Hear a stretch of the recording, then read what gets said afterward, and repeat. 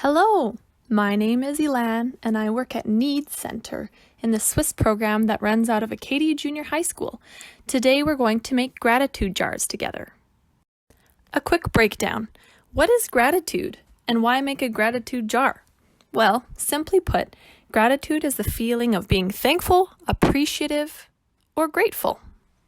And a gratitude jar is a jar that will hold the things and the people we are grateful for.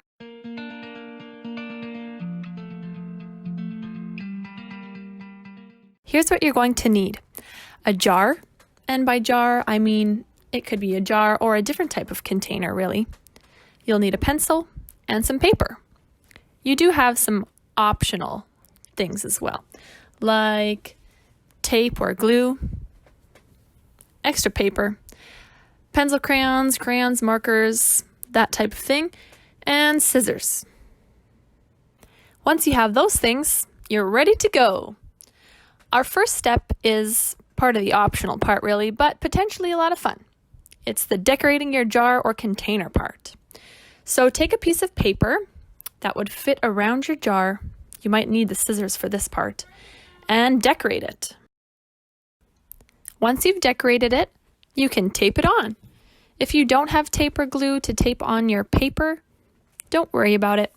You don't have to do the decoration step, and your gratitude jar will still be very special.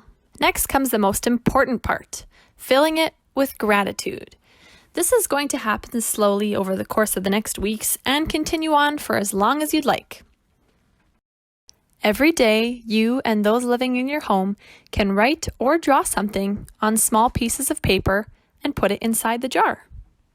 If you need to be reminded of the good things in your life, you can pick out a piece of paper from the jar that will have either words or a picture on it, and you can be encouraged that even in difficult times, we can still find things to be grateful for.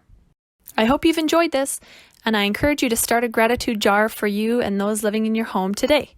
Stay hopeful and healthy.